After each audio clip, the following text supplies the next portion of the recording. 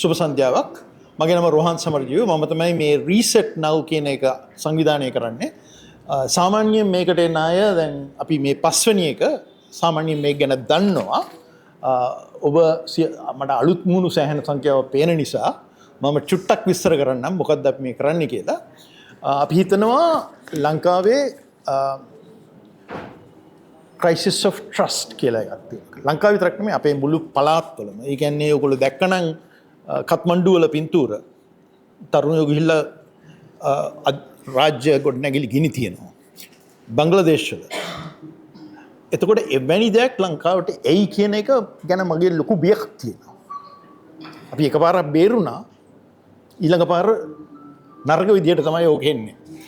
ඒකට එක ප්‍රධාන හේතුවක් තමයි අපේ ආණ්ඩු බල අපේ දේශපාලනඥයෝ පත්තු වෙන්න මහන්සි වෙනවා කැම්පේන් කරනවා.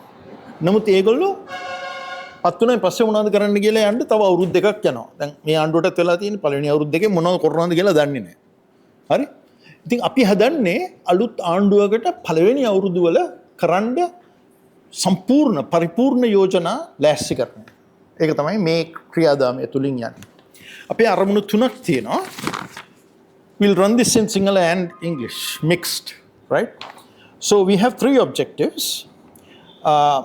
පළවෙනි එක මම දැන් කිව්ව එක implementable, fully thought out proposals that are not wish lists. Most of our manifestos are wish lists that cannot be implemented or will finish the country off if you implement them. Right? So that's the first object. Second is ඉහත ප්‍රතිපත්ති ක්‍රියාවට නැගීමට අවශ්‍ය පුද්ගලයන් පුහුණු කිරීමේ පීඨයක්. It's a place where we'll train young people. Because I worked in government when I was in my 40s and I did good work. Then I worked in government in my 60s and I didn't do good work. So I had to take a conclusion from that. That's the right age. Not, this is when I was chairman of a board, but what the hell. I'm still disappointed, right? So, is to identify young people who can actually do it. And then, without allowing it to only for one party or any party, to create information, reliable, useful, evidence-based information that anybody can use. And we are still getting there. We don't have a proper web presence and so on, but that's where we are going. And part of that, I invite a lot of people who are active on social media, YouTube and so on, to come and participate in this so that they can take these ideas further. So that is the overall objective. People thought I was going to form a political party when I started this. Unfortunately, I have not been able to keep up that misinformation.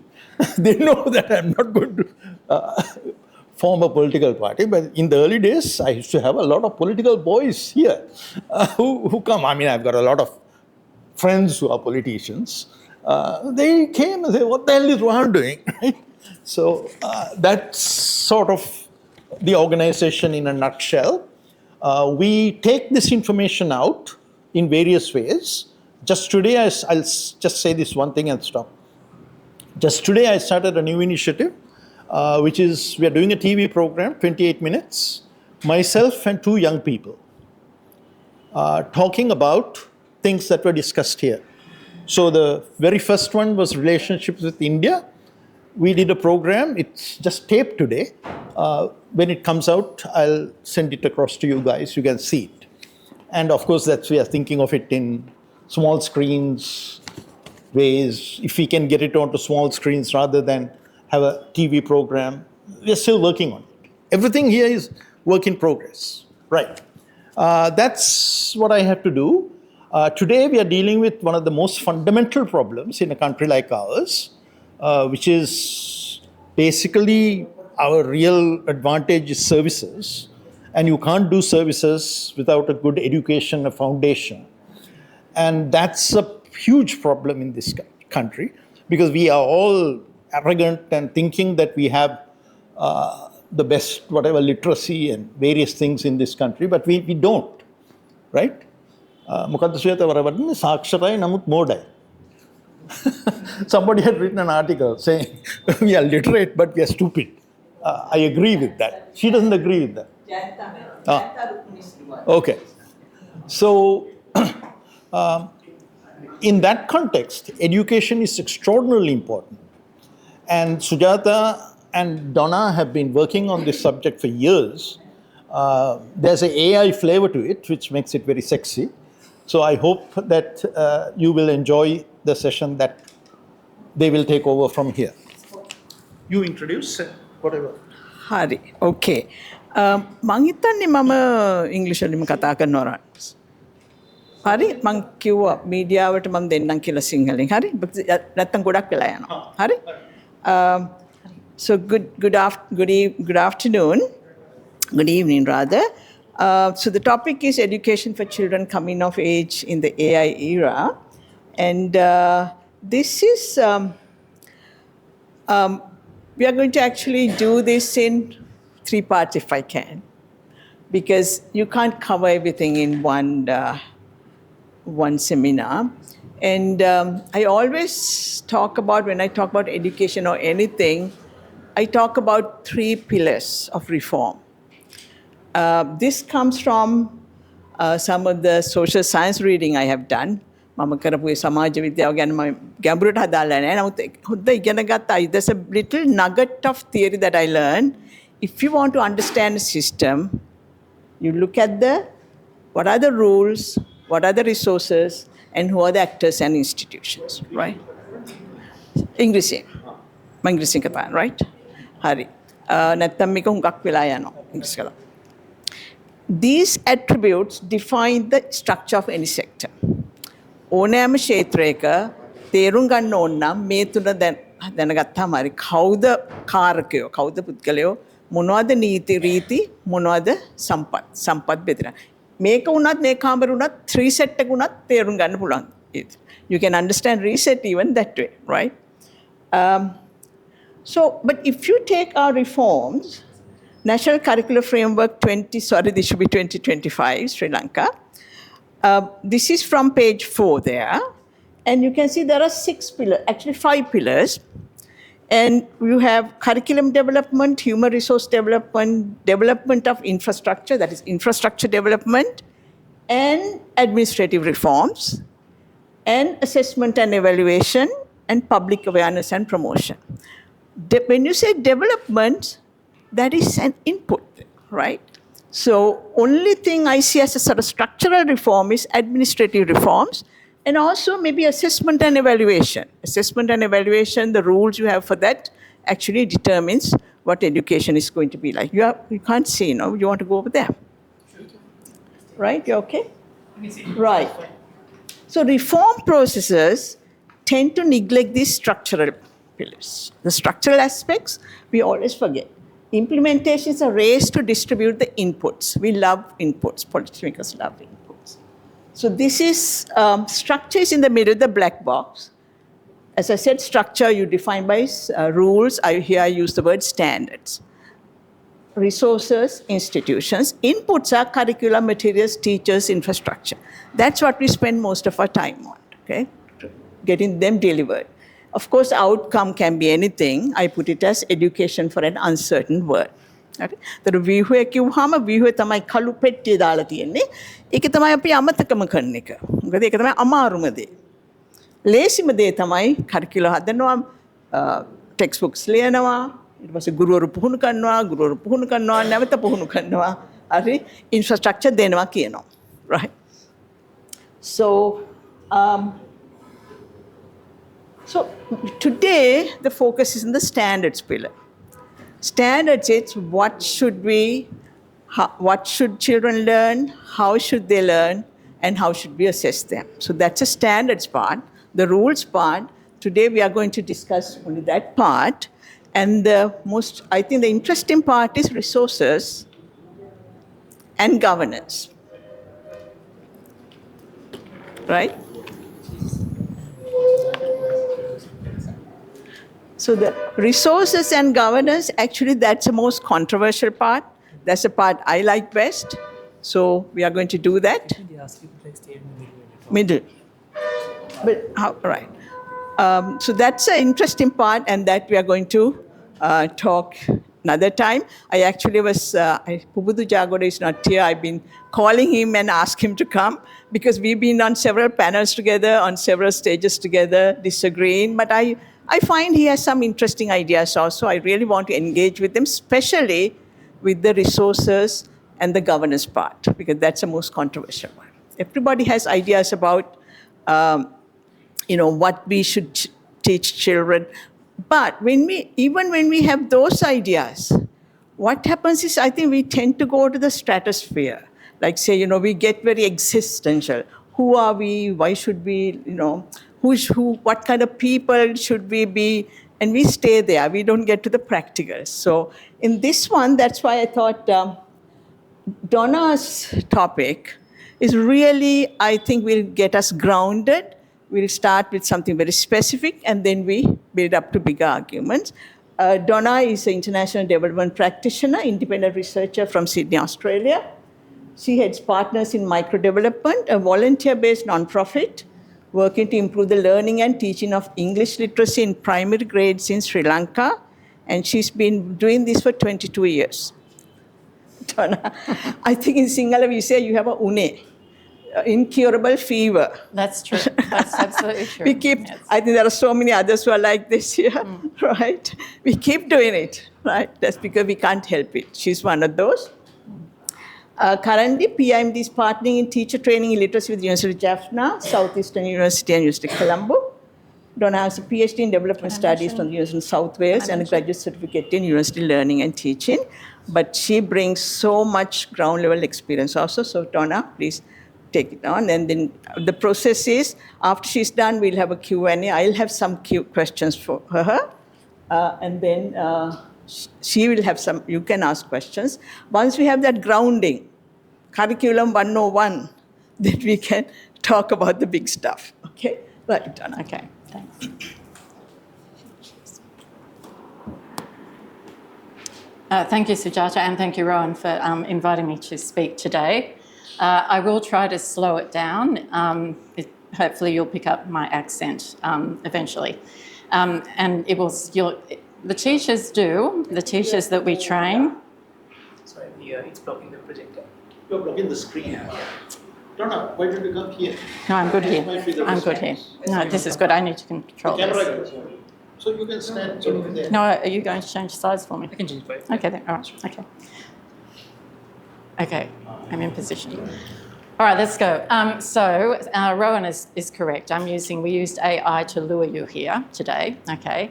But there is an important connection here. So I'm going to talk about AI literacy, the connection to language literacy, what is missing in terms of language literacy instruction and standards in the current curriculum, my concern that that gap is going to persist in the new curriculum, as evidenced by what's been released so far, but there are solutions, and we have solutions, and there are pragmatic solutions for remedying that very quickly.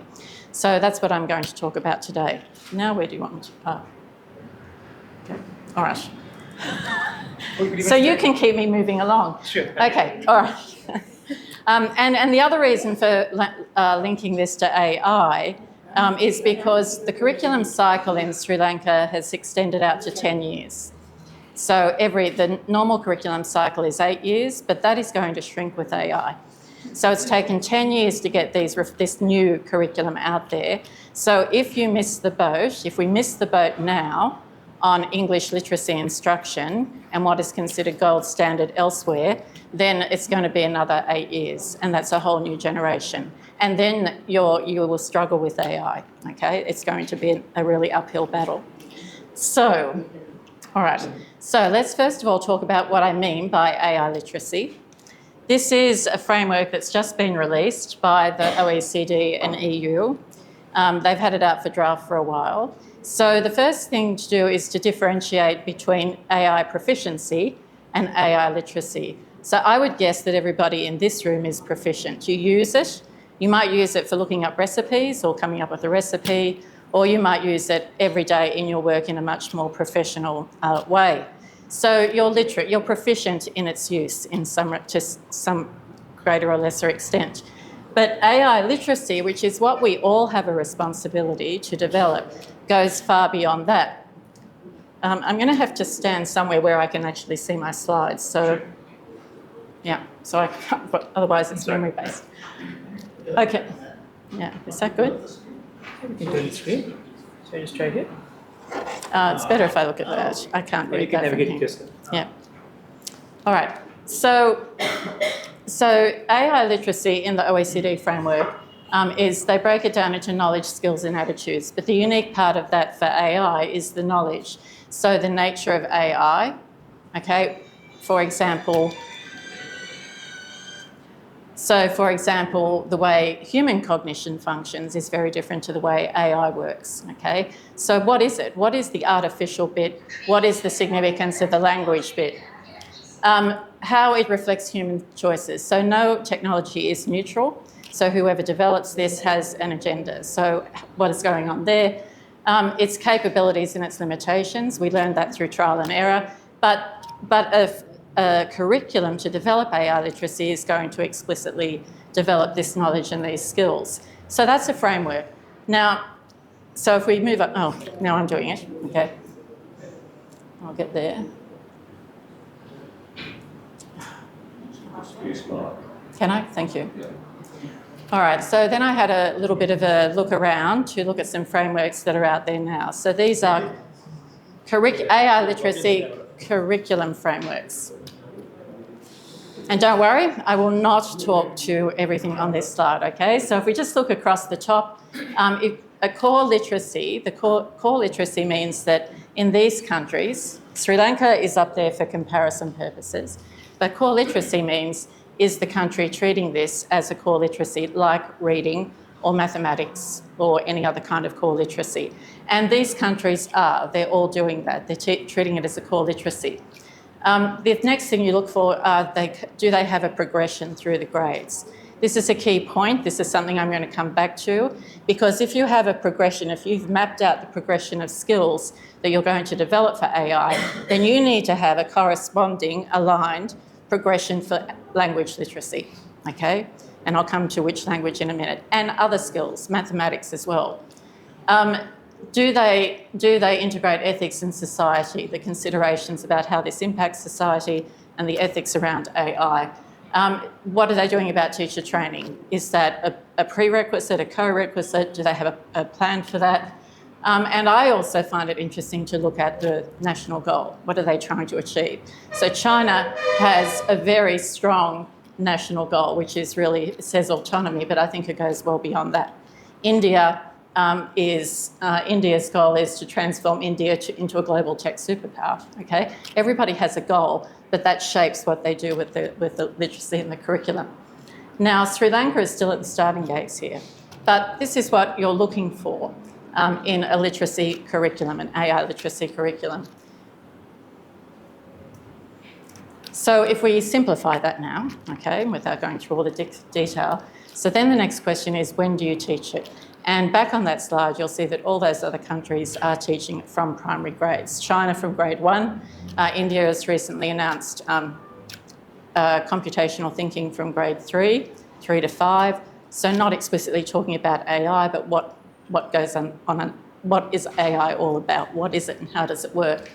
So you have to have some knowledge before you can critically engage or evaluate. So you start with the basic numeracy and literacy skills, but then as students, say around about grade 3 through to grade 5, it's about what is AI, where do I encounter it today, so becoming familiar with it. Then you can start to, with that bit of knowledge, critically engage with it, so then you're starting to look more at how does it work, getting inside the internals, and how can I trust what it tells me? And then finally, you'll become much more critically engaged with it and critical of it. So that's how you would work out your progression for curriculum. But if you, through all of that, what is absolutely critical is language literacy. For everything you do with AI, for if you're reading about it, if you're looking at the criticisms, if you're looking at the issues, if you're reading, Publio's statement, if you are writing prompts, if you're coding, and using an API, it's all about language, okay? It's all about language and language literacy. So it's all about being able to read, interpret, and express meaning in words. And I've been working with a software company here in Colombo. We have developed an AI app. That was a learning experience, getting the prompt right. It took quite a while, and we're now working on another one. But you learn a lot about how it works, and it comes down to language and your language literacy. So the question is, which language? Now, so here's where people may disagree with me, but it's again useful to look at what other countries are doing. So China and South Korea, it's end-to-end Chinese or Korean, okay? So they have trained their own models in their own language. There's no translation occurring anywhere in the stack. India has taken a different approach, and largely because of the fact that there are 22 regional languages. Is that correct? Okay, 22 languages, and they want everyone to be able to access AI and use AI in their own language, whether that's a farmer out in the fields orally or somebody using it text-based. So India has undertaken to build that translation layer for the user interface through to an English-trained model to build that itself as digital public infrastructure. And it's doing that because there's not enough data available in those languages to train a model, okay? So there has to be a really good translation layer there at the user interface. So India is doing that. So for Sri Lanka, what would Sri Lanka do? Does anybody here know what Sri Lanka's strategy is here? Okay, well, I don't know what it is either, but what it appears to be and where it appears to be going is down the path that India has gone. And there are moves for a regional sort of digital public infrastructure in that regards. But right now, so people will say, and Sujata has said to me, and Rohan has said to me, and somebody else has said to me today, but can't we just use a singular interface? Okay, you can't, because you're going to lose so much. You'll lose so much as the translation goes through. It goes through to the back end, to the data, to the model itself, which is reasoning in English. So something's lost in translation on the way through. It comes back to you, more is lost in translation, and you don't know if the mistake or the error in what you're getting is because of the translation or because the model is not doing what you want it to do. So it makes it very difficult to use. So that will go away. Of course, there will be a solution for that. That will get fixed and the translation will work. But in the meantime, it's all about English. Okay, so now I'm going to, having got you here on not false pretenses, so now I'm going to talk about the gap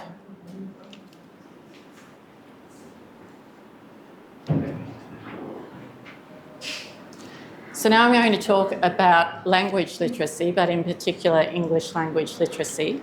And I'm going to talk about the science of reading, which is a body of research about how we train our brains to read from neuroscience and psychology, and what that means for teaching children to read. So 2 quick exercises I want you to do. I want you to now just focus on what happens when you read. So when you read text on a page, you might be looking at something on that slide. You're hearing sound in your head. You're not hearing letter names, okay? You're not looking at a sequence of symbols. You're hearing the sounds represented by the print. And on that basis, with that information, you recognise the word, okay? So what we're saying here is that humans we pick up oral language naturally, but print was invented by man. So our brains we don't automatically develop this ability to read, but what we can do is learn that relationship between the sounds and the print version of the language. We can learn that code, all that mapping.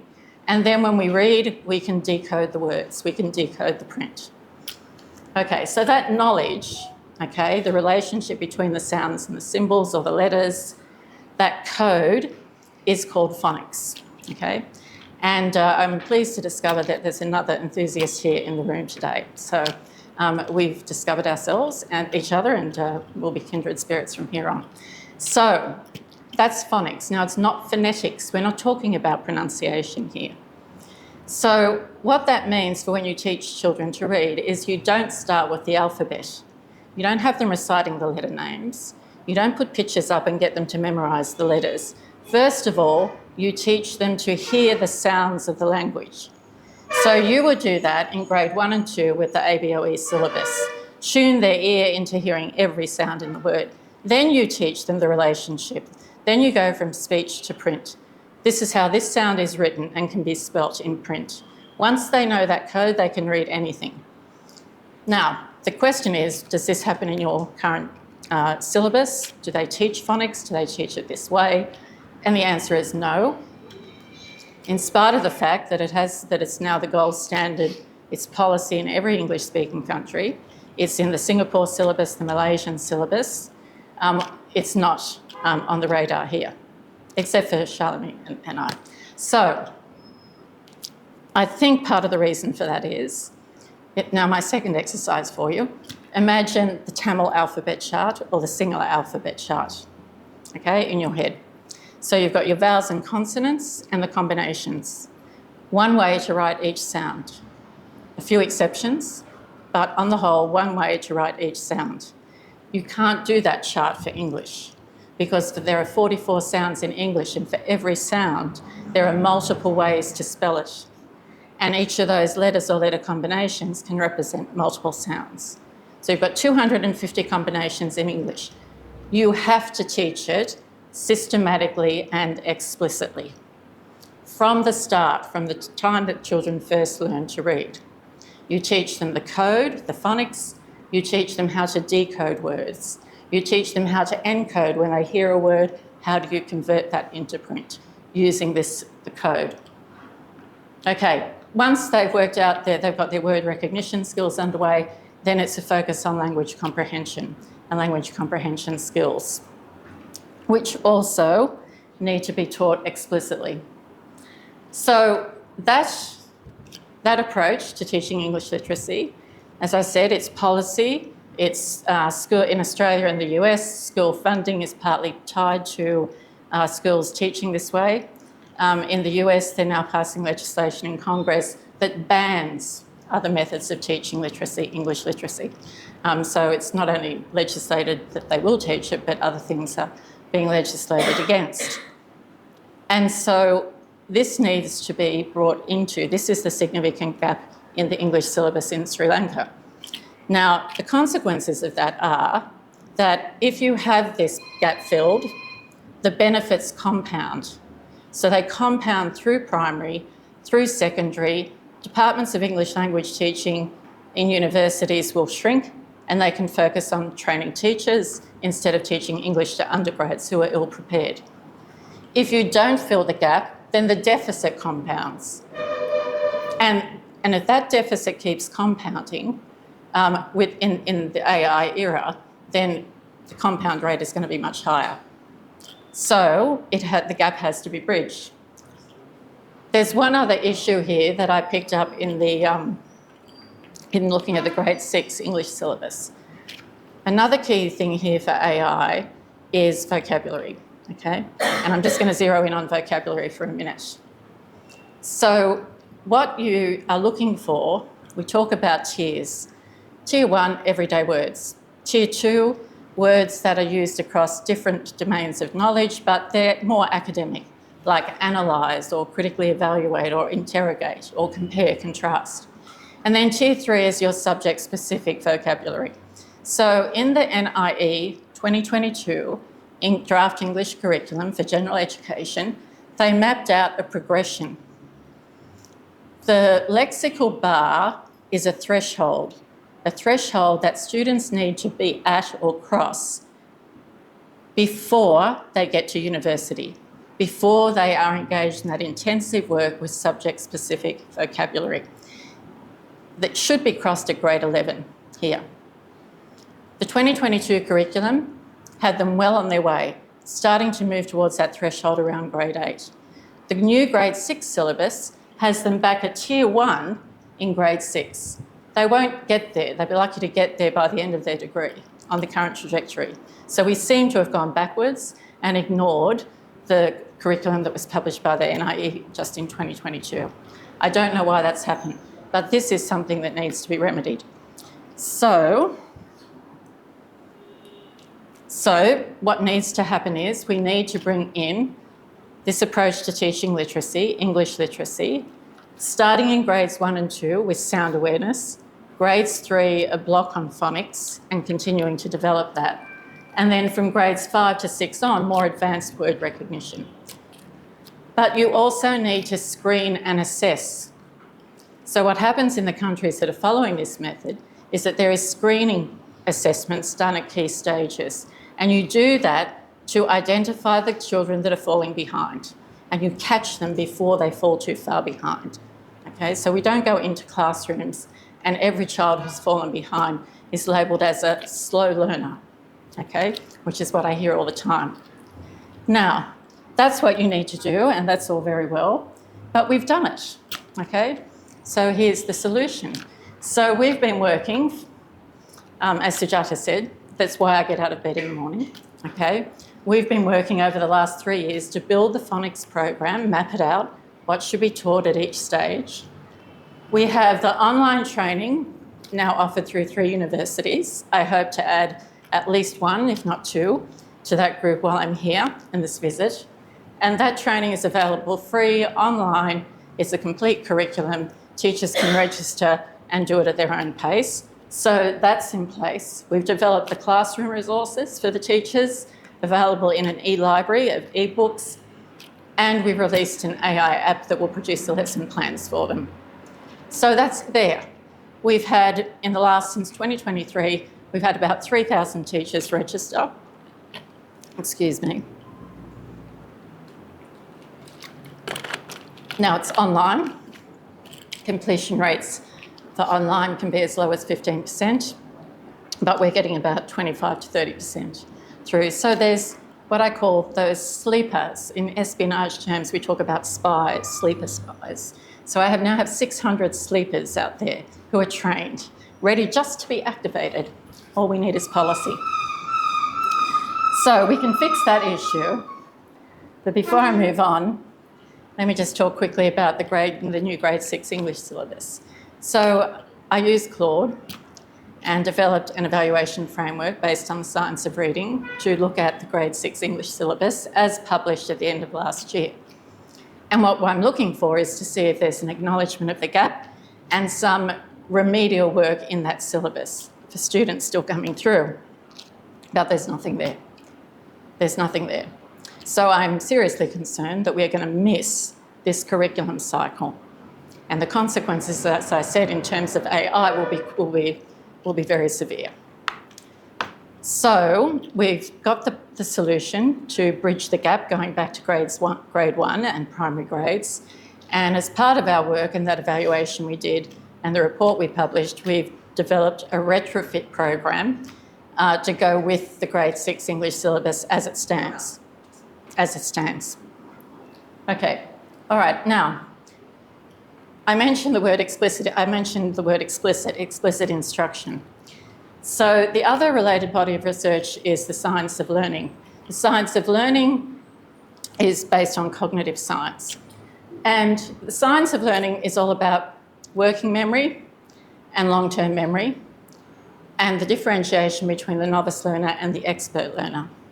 So there's a lot of talk in Sri Lanka about teacher-centred versus student-centred, and I think that is muddying the waters, okay?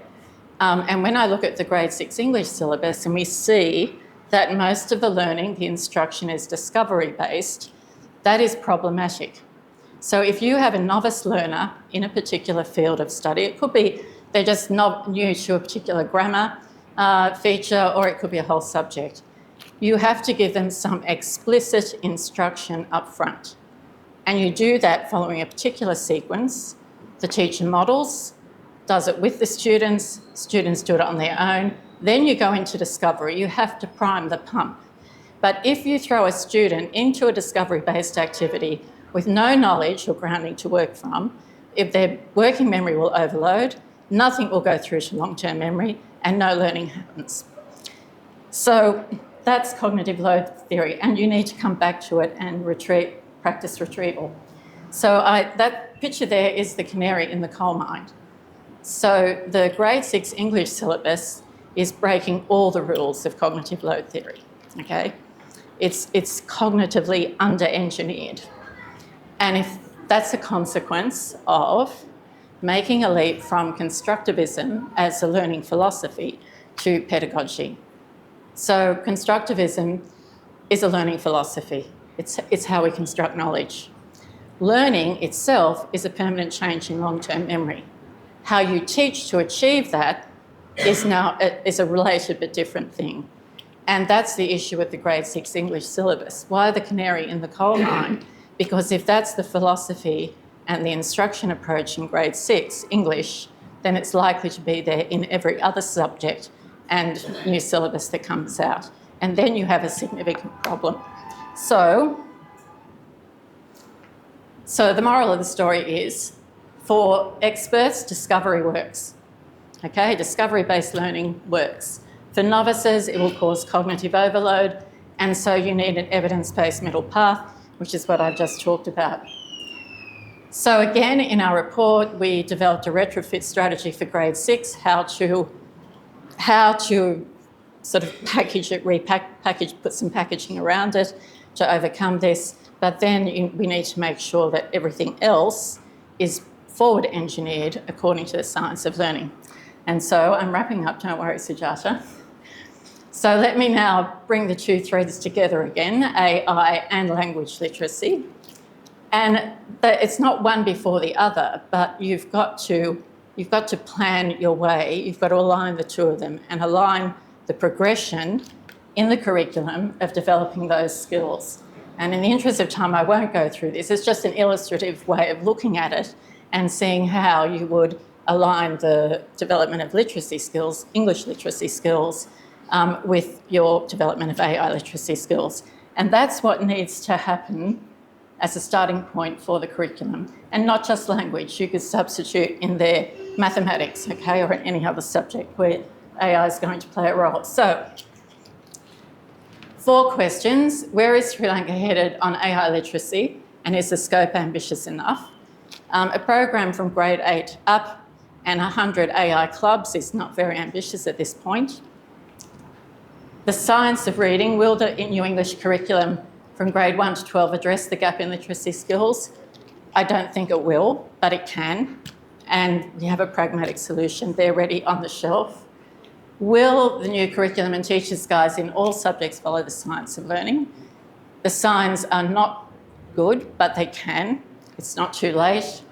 And will its curriculum progression and content grids for English support AI readiness or create a new digital divide? I don't know. Okay, sorry about the fire hose.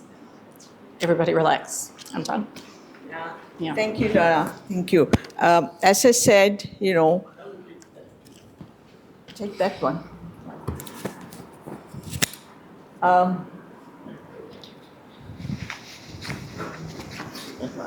I need to know. So what I was asking Donna is something that I really felt I need to know. Science of learning. We critique the syllabi everything without understanding the science of learning. Actually, I was on this bandwagon of student-centered learning, project-based learning, and I remember getting the curriculum to review when we were doing the National Education Policy Framework in 2023, and it sounded all good, because we didn't know much about the science of learning, and that it can't be all discovery learning. You need to have some knowledge foundation. So I think that's why I thought we should have Donna speak to us and get us that background. But I like to, she proposed 2 things, I think. You said language literacy is essential for AI literacy. That I can understand. But is English literacy critical for AI literacy?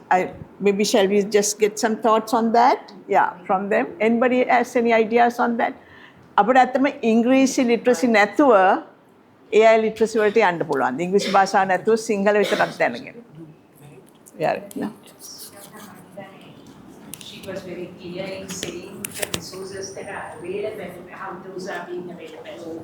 If the translation or the transliteration happens, how would that happen? This is where like if you today look at the two other languages we use, Sinhala and Tamil, Sinhala we say is a very resource constrained language. Right. Because we don't have like your thing on analysis of language, how would you decompose something that is coming from Sinhala? How are you? How would you decompose that and translate it back to English and all that? That is where not just the natural language processing, but also the national language processing, I would say, the Sinhala kind of thing. So that is where I think Sri Lanka specific research has to happen, because many other, now you use Korean as an example, right? So I don't think it's because all the resources are available in Korean, but from Korean back to English and back to Korean can happen because those researchers. That is exactly what I actually was taking pictures, because Nisansa should have been here. One of my colleagues. So Sri, right now, to answer Sujata's question, Sinhala English Peter. I would say right now, yes, because our resources in Sinhalese as a language into the natural language processing is very low. Yeah. But if we really develop those, there won't be a difference. Right. So, She's from the Computer Science and Engineering Department. any University other of thoughts on Maratua, that? Department of. Maratua is doing work here. I know They are the this. experts, yeah. They're the The ones lead doing guy work. is Nisansa. So I'm glad you're here and you can give a better answer than I Yeah. can. But I think what India is trying to build up the corpus, so they are low resource languages, but they're trying to, it's a public effort to get people to record more, write more, so they can build up the corpus and better develop better translation. I mean, what you are saying is very true, right? Because අපි කෘතිම බුද්ධිය කියන්නේ මොකක්ද කියලා දන්නේ නැත්නම් අපි ඒකෙන් කරන්න යන දේවල් කරන්නේ නැහැ. ඉතින් අර මේ ද්විතීක අධ්‍යාපනයේදී මේ මෙතුමිය කිව්වා වගේ අර දේවල් ගැන දැනුම දෙන හැටි ඒ ටික වැදගත් වෙනවා, because if you don't know what AI is, however, as you said, India is very ambitious in this, and how would we do today? Our problem is we only perhaps think about ethical side of it. Are the schools going to allow students to use large language models to craft their answers without really telling them when not that they should be using things? So I think yours was very, if we look at Sujata, what we do at the early stages matters a lot, right? Yeah. So anyway, I think the jury is still out there. I think we need English is whether it's essential for AI. Helani, what do you think? Should we, as a strategy, as a policy, if you are thinking about AI literacy, should we then looking for English literacy? Is that priority, or we can't have AI literacy without English literacy? Nitin, you want to go first, yeah? No, I have no strong opinions. I actually wanted to ask a slightly different question, which maybe we can park that, which is, what are the thoughts on using AI itself to improve literacy, English or otherwise? Because there's a lot of work on that being done. And so we are talking about AI as a tool, which might, of course, improve AI literacy as you're using it, but that's not the end goal. It's literacy is the goal. And there, I think there's a significant amount of evidence on what might work on getting kids to pronounce things in a particular way, to read things, and so on. So. No. Nitin, you want something? Okay, thank you. You know, I'm quite familiar with this conversation because it's happening in India also. And in India, I see two distinct schools of thought. One school of thought believes that you must do everything in Indian languages, or if not in Indian language, start with Hindi first, maybe Tamil first, and then do all. It's not just 22, there are 800, right? So, yeah, so by the time you come to 800, so it's very complicated to do even 22. But a lot of learners learn in primary education is in the mother tongue. So it helps if you build a corpus in the mother tongue to help them. That's one school of thought. The other school of thought says that it's not just India. I would include Sri Lanka in that as well. Part of the reason why Indians and Sri Lankans are globally successful as professionals is because English is the language of science, of professional conversation everywhere. You don't need to translate every book that is written, every paper that is written anywhere in the world. You can immediately grasp it, right? So, therefore, do we really need to, spend extraordinary amount of effort making it available in Indian languages, or just equip, as Hilani said, use AI to help the non-English language learners to be more proficient in English? Because then they can work in India, they can work anywhere in the world. Okay. Thank you. Hi, Charlie. Yes, go ahead. I really agree, It's not though. a microphone, no? It's a recording. I really agree with Donna when you said that actually the foundations, and the slide details it, the foundations need to be given at the onset. And I don't think AI is in a position to replace what a teacher can do in the classroom, especially not at primary level. And you could use it for other supporting tools, like listening to, because you don't, as second language learners, they won't have the immersive experience of a language. So you could use AI to conjure up a story or other supportive tools, but really it's about capacity building teachers at this stage. A slightly different take on that. You can use AI, but why? If you've got a good teacher, I read an article recently, the best education technology available is the classroom and the teacher. So why would you? If you've got a teacher who's a trained English teacher and you're teaching the children, this sound is represented by these letters, let's do some spelling practice, let's do this, why would you? Okay, why would you? That there are some things where, yes, you can use AI, and if you've got the technology and it's available to everybody, because there's an equity issue here, and I think that's a critical issue, then why would you? Yep. Okay. Hello. Yes, we have English experts here. She's an English professor. So many of them. Thank you very much, Donna. It's really interesting topic. And my idea is anyway, we have to maintain a linguistic diversity. So because it's our own mother tongue when it comes to Tamil or Sinhala, both. And also there is, I strongly believe, based on the language theories, that when somebody has the literacy in their own language, their mother tongue, that lays the common underlying proficiency when it comes to the cognitive, academic, more advanced language.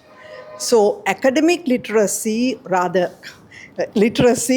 so I think that we have to first, at primary levels, increase the proficiency of our own languages, and then it can go to, because it lays the common underlying proficiency, and then it can go to the English language academic proficiency, that's my idea. Yeah. Thank you. Okay. Yeah, I think, thank you, Harsha. I have mine. Sorry. Yeah. Actually, I'm sort of coming at it from a different angle. Maybe I sometimes disagree with Donna also, because I think AI literacy, it's a buzzword to me. We've done digital literacy, all that. And when you say AI, it requires devices, wires, and chargers, and AI is not. It's very physical, right? Physical thing. So I think for children under 14, for junior schools, I think really EdTech would be. There's so much. They spend 6 hours in school. There's so much you can. EdTech is, I think, is marginal. But what I'm saying is AI literacy. This interest is really masking. It's really, putting attention away from some more important things. So let me start with that. Education for children in an AI, what, how, when, how, where. අධ්‍යාපනයේ AI යුගයක අධ්‍යාපනය මයුර thank you for coming. හරි මයුර ගුරු සංගමය නේද මොන ගුරු සංගමයේද න්‍යායාචාර්ය Mayura refuses to speak in English, participate in English. But I said you have to, I'll do some translation, but it'll be mostly in English.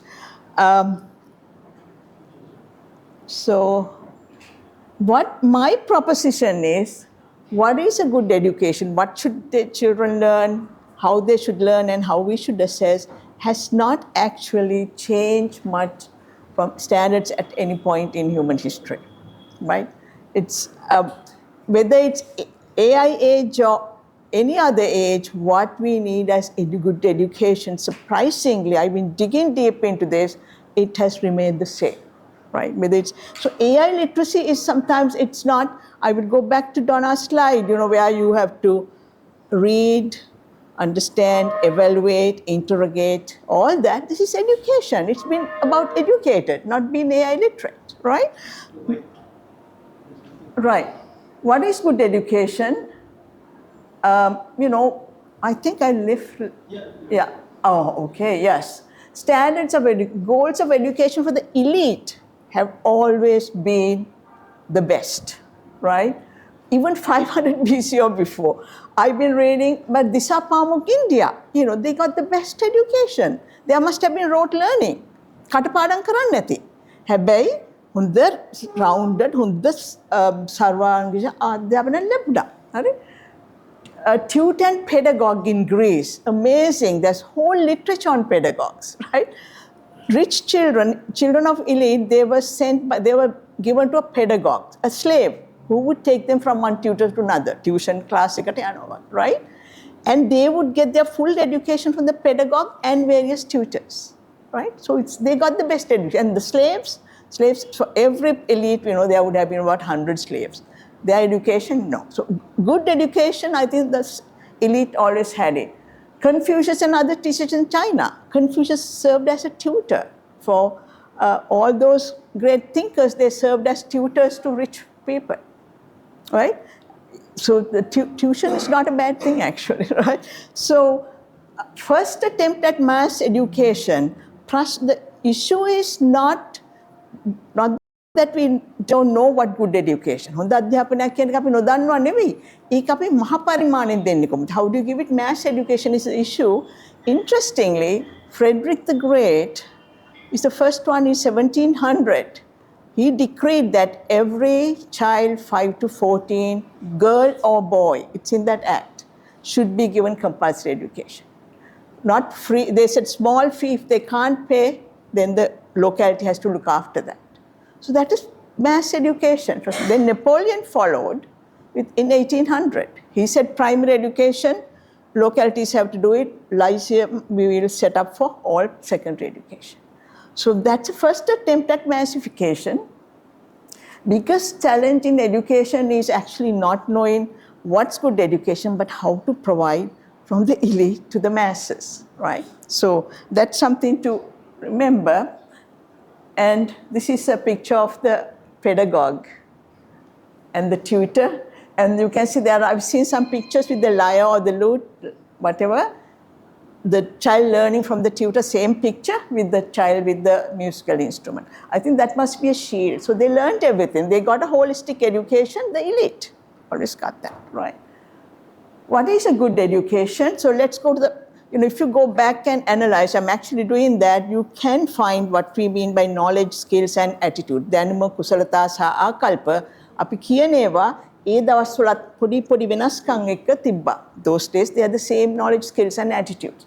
Delors report is the first one that we have documentation, 1997, 4 pillars of learning. I love this, learning to know, learning to do, learning to be, learning to be together. I loved it. මං හරි ආසයකට හැබැතිස්ම quote කරනවා මං කියන ඔච්චරයි දැනගන්න ඕන. I used to say that before I learned some other things, right? 21st century scales, P21, I think 2000 when it firmed up. Critical thinking, creativity, collaboration, and communication. Actually, it's less complete than the 4 pillars, right? 4 pillars is better. Then learning to learn, it's a buzzword, and I think Helani will recall we did a project on gig economy. What should people know? My paper ended by saying, learn to learn. That's all you need to know. Nothing specific, no accounting, no nothing, specific. That literacy, no literacy, but learn to learn. But, so systematic review, and actually Donna pointed me to the systematic review, and I realized that learning to learn is essentially equals these 4 pillars of learning. Learning to know, learning to do, learning to be together, right? Okay, is learning to learn sufficient or even practical? Our new curriculum, I think the thinking is that අපේ අලුත් මේ විෂය මාලාව හිතන්න ළමයි හොයා ගන්න ඕන දැනුම කියලා. ඒක ඇත්තද? ඒක කරන්න පුළුවන්. මම හිතන්නේ Donna I think she explained to us, you need this grounding in knowledge, scaffolding, Scaffolding's another word. Yes, I'm picking up these terms, okay. Right. So, elite institutions such as Royal Academy of Bhutan, yes. Actually, came a lady from Bhutan Academy come. They don't have a curriculum. Each teacher and student decide what they are going to learn, their plan. There's no curriculum, no textbooks. It's funded by the King's Pet Project. Yes, scale up? No, you can't. Finland, maybe not anymore, because they went into from subject-based to phenomenon-based. COVID is happening, let's study statistics, biology, everything through COVID. It's actually I think Tamal was also, I saw him somewhere say that, their scores are falling because the grades were up because actually before these innovations. So I think this is something I really like, transversal competencies. Transversal competencies, I like it because it relates to subjects. Subjects are there, these are what's transversal. Tiriyak nipunata. So it's practical, subjects are there. You don't totally take away the subjects. The moment you say transversal, subjects are there. Subject knowledge is there. So these are the transversal competencies: critical and innovative thinking, interpersonal skills, intrapersonal, global citizenship, media and information literacy. I think LearnAsia did quite a bit of work on media and information literacy. That is what AI literacy is part of that. So adding subject knowledge and attitudes are mixed. So I think this is probably what people should learn. It's knowledge, it goes back to the same old formula: knowledge, skills, attitude. So strong foundational knowledge. You can't just go and discover knowledge, but you need some foundational knowledge. And transversal skills, this is where I would differ. I would say AI, it includes AI literacy. If you make AI literacy primary, I mean, it's useful, people come, people attracts people, but I think AI literacy, if you take Donna, OECD framework, they had knowledge, skills, and attitudes. All the skills, all the attitudes, they are what you would need for a general education. I agree with that. So even the knowledge, the AI knowledge, the literature is saying now you teach it within the other domains of knowledge, within the other subject areas. Yeah, because but you've still got to know what you're going to. Exactly. Well, LearnAsia has did this with a media and information literacy program, and you can do that in one lecture. What is AI? What it can do? You should not be believing everything that comes out. But to evaluate that, my gosh, you can't be an empty vessel and evaluate what comes out. You need foundational knowledge, you need all that. So I think a good education, as I'm saying, has not changed much ever over the years. And what we really, so proposal for discussion, I think, my motto is less is more in uncertain times. What we really need at this point is to really take things out from the curriculum and make more out with that. What to teach? I'm saying these three. I mean, strong foundational English, strong foundational knowledge subjects. English essential. Is it a must? Those are, I think I'll come to those subjects. Transversal skills include AI literacy, of course. Maybe we should have a separate one saying AI literacy because we are in the AI era. Attitudes and values. The Bankiani Mayura, අපි ඇත්තටම අන්තිමට ඉගෙන ගන්න ඕන දැනුම කුසලතා සහ ආකල්ප තමයි අන්තිමට හැමදාම ওই formula. The same formula, it's nothing new whether it's AI age or any other age. So essentially do what we have been paying only lip service to date. This is what we should be doing. මෙච්චර කාලෙ අපි නිකන් කට වචනට කියපු දේවල් අපි දැන් ඇත්තටම කරනවා. අපිට දැන් නොකර බැරි තත්ත්වයක් හැදලා තියෙනවා. AI era හින්දා. How to teach? I think I take it from, correct me if I'm wrong, Donna, experiential learning built on a strong foundation of explicitly taught knowledge and skills. Does that sound right? Yes, but you need to look at the learner. So, you know, the expert learner will need less of that, the novice learner, but everybody's a novice at some point in most subject areas, so yes. Right. You would call it a balance of cognitivist and constructionist approaches, right? Right. Well, no, they're not the same thing. Okay. So, do you want me to? Yeah, please. Okay, so constructivism. Would you like to answer this question? Tamalu. Shall we get him to answer? Yes. I think we should. Yeah. Yes. No. He's a data scientist, but he is actually can lecture us on this. Go ahead. Okay. Yeah. I had to warn you a little bit against this transversal skill term. Okay. Because it's a cool idea, it's very romantic and it sounds promising. Nobody cares. But the problem is it's almost discredited. Discredited? Yeah. If you look into cognitive research, there are like, when you say like there is a transversal skills, they are spread around the domains. Yeah. But in each domain, the skill is somewhat different from one another. No? So is there a true transfer? That is a question already studied. And there is not much evidence. There is one thing called high road transfer. That is done in a very different teaching mechanism. But transfer is not a phenomenon that is proved by evidence. So that we have to be a bit careful. We have to have those knowledge across the domains, but we have to explicitly go there in each domain. That's good. the So wait for that. Tamalu and I are going to discuss. Yeah. Randula, yes. Yeah. You're disagreeing too, Hari. I think yes. That difference, Thamal, you had to do that. You went on to something else. You were asked to talk about cognitivism and because of, yeah. But let Randula, yeah. No, we can also continue this after and let you finish. Is that okay? No, you say now Okay. that you. No, just wanted to add to this. Agreed that each skill is different and each knowledge area is different, but that's also how you expand your neuroplasticity, if I may use that own term. And that's called agility, and that's what humans have. But we've cut ourselves away from that, from industrial era to now, by specializing just in one skill. And we need to go back on that. So AI is easily going to do what we are able to do right now, and it's already doing it. But plasticity is what's going to allow us to really have interpersonal and transferable skills, and it's very much doable. I'm not going to say I'm going to be the best mathematician and the best artist, but maybe I can. But it's also good to be conversational, conversant, and relatable in both those streams in order for me to actually have a future-proof career and a life. Okay. Tamalu, just tell us quickly, cognitivist. So, the difference between cognitivism and constructivism is like this. So, for constructivist, they had the idea, you should, rather than going into explicitly thought, you should teach you should facilitate the students to find their own version of truth. So that's the idea.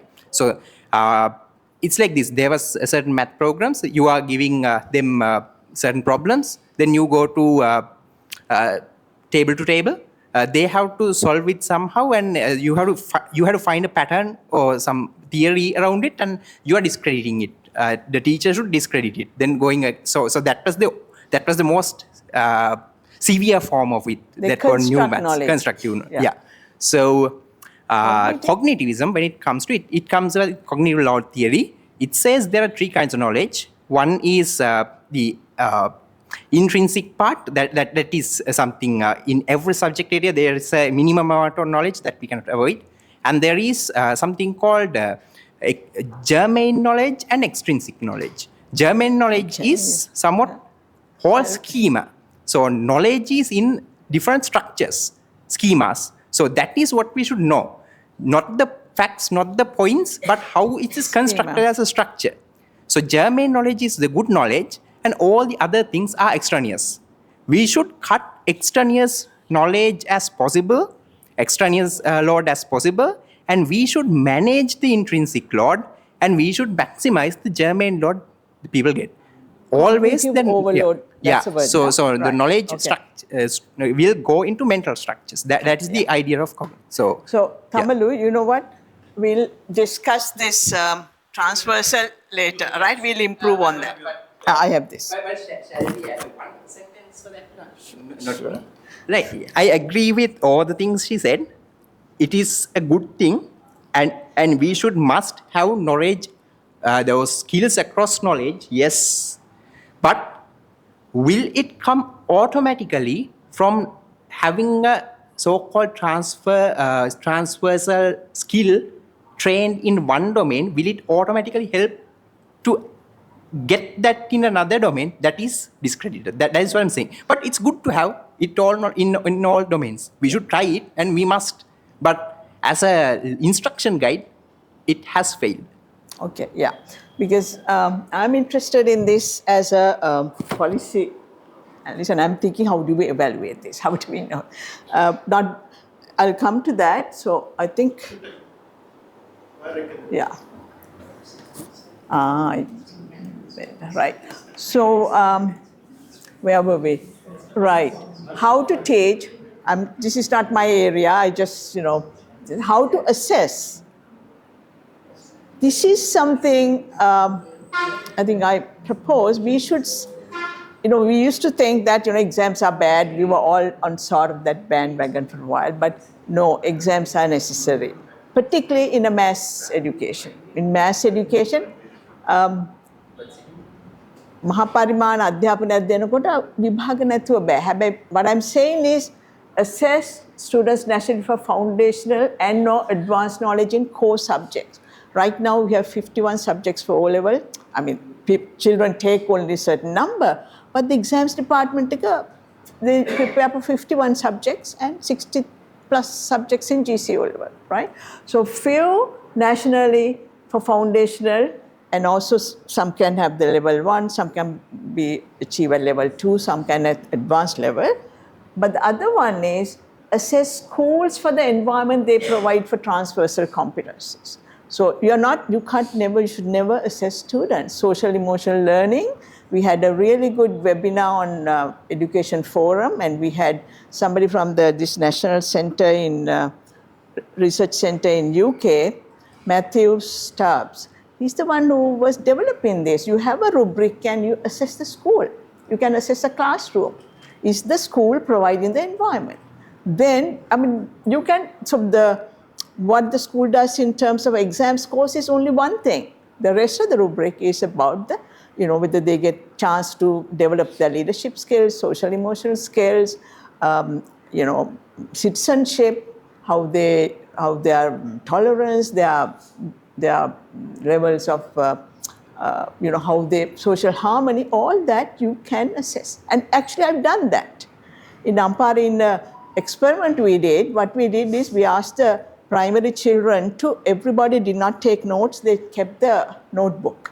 Today we went, we went to walk, and there was a buffalo in the mud. That's one child had written, right? So what we did is we got a random sample of those journals, and we had a rubric, and we assessed whether the teacher was giving the environment for a holistic education. So you can do that. You can assess not individual children, but schools. I think we really need to go for that in terms of assessment. And schools should be free to do school-based assessment according to local needs.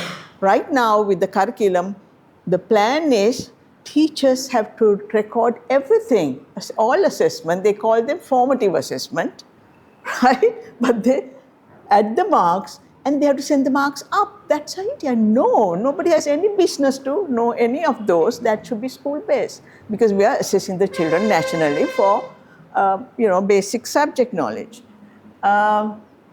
So proposal for discussion, more or less is in a certain time. I think I'm just repeating the same thing.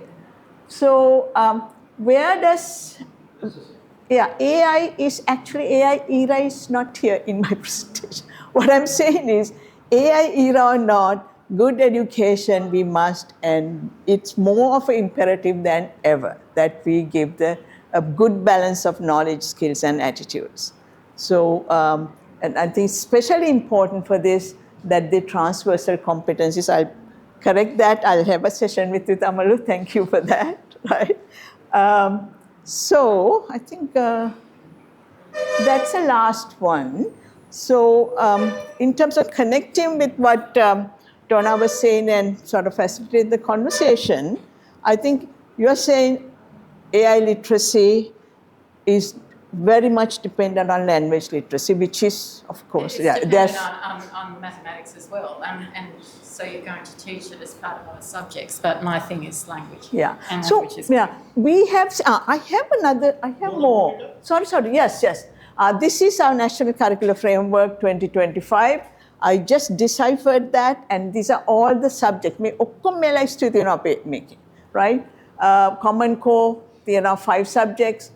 Electives, there are 18 subjects, children take only 2. Further learning, 43 modules. I mean, all this the NIE has to prepare. They'll copy and paste from somewhere and produce, right? And transversal, 12 modules. And I just want to show you this. Why can't we just copy and adapt, right? I'll just give you Singapore O-level, 11 subjects, right? Only 8 are tested nationally. Examinable, there are 2 sets. First set of examinable 5 subjects, G1, G2, and G3 levels, foundation level, medium level, and advanced level. So these subjects children can study and sit for the exam at 3 levels: English language, mother tongue, mathematics, humanities, science. Examinable, they also have another set. Why they've separated that is, when children they study these subjects together: art, design, technology, food and consumer education, music, physical education, character and citizenship education in the same class. Then they split, and when they do math, they go to different classes: advanced mathematics, foundational mathematics. So that's why it's separated. So they sit for the exam only 1, 2, 3, 4, 5, 8 subjects, and the other 3 subjects are assessed at school level, and there's only 11 subjects. Why do we have to have all this complication? I don't understand, right? So less is more. And the other one is the Gaokao. I think China, children just finished the Gaokao, and it has 15 subjects. Of those, 1, 2, 3, 4, 5, 6 are languages. So 3 compulsory: Chinese language and literature, mathematics, foreign language. They have to take 1 foreign language. And then 3 electives. Different provinces have different things. Some provinces have this art stream and science stream distinction. Some provinces let them pick 1 science subjects, 2 arts, and so on. So the subjects are physics, chemistry, biology, politics, history, and geography. That's all that's offered for the A-levels, right? So I think we really need to really prune down. අඩුවෙන් කරන තරමට වැඩියෙන් ප්‍රතිඵල ලැබෙන්න මම හිතන්නේ අපි සරල කරන්න ඕන මේ කාලේට. අනිත් එක හොඳ අධ්‍යාපනයක් කියන්නේ මොකද කියන එක මූලික දේ තේරුම් ගන්න ඕන. ගුරුවරුන්ට බර දාන්න නරකයි. ගුරුවරුන්ට නිදහස දෙන්න ඕන. විභාග තියෙන්න ඕන. මම දැන් මේ මැදකට ඇහිලා ඉන්නවා. විභාග වැදගත්. නමුත් අඩු කරන්න ඕන. ළමින්ගේ transversal 21st century, I had to find the right word. ළමින්ගේ ඒ කුසලතා competency, I don't use the word competency because competency කියන්නේ දැනුම කුසලතා සහ ආකල්ප. Mr. Mayura Sennayaka, කරුණා කරලා කතා කරන්න.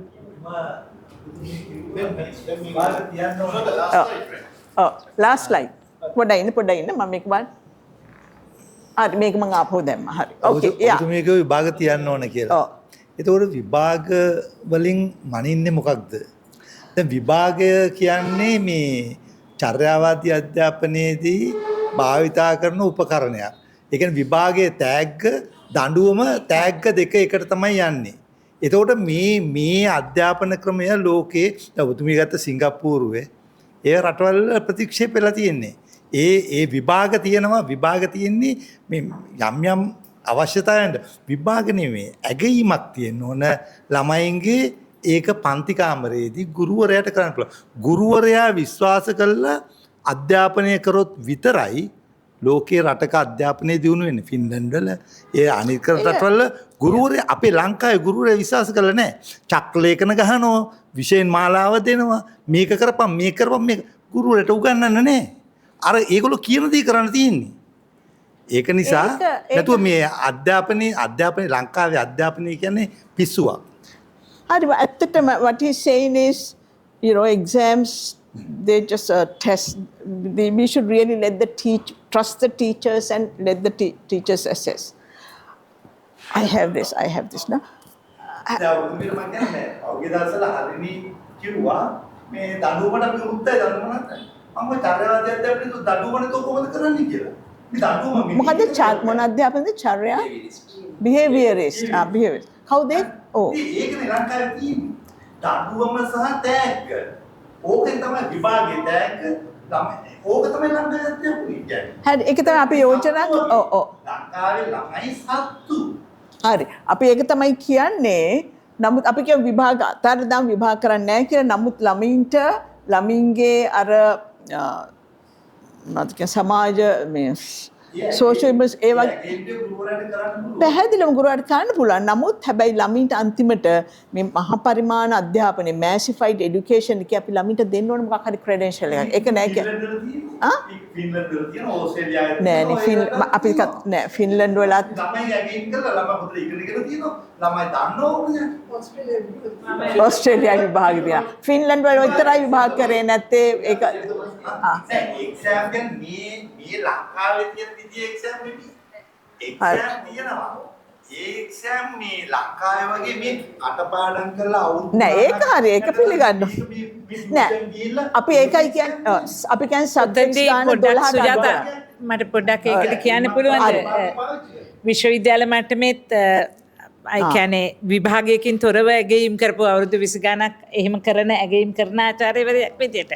ඔතනදී වැදගත් වෙන්නේ මම හිතන්නේ නිර්ණායක තියනවාද කියන එක. දැන් ඔබතුමා කිව්වා පාසල් ගුරුවරුන්ට සලකන්නේ මේ විශ්වාස කරන්නේ නැහැ කියලා. ඒ විශ්වාසය අපි ගොඩනගා ගන්නේ සුජාතා කිව්වා වගේ ස්ටෑන්ඩඩ්ස් මත. එතකොට එහෙමනම් මොනවද අපේ ක්‍රයිටීරියාස්?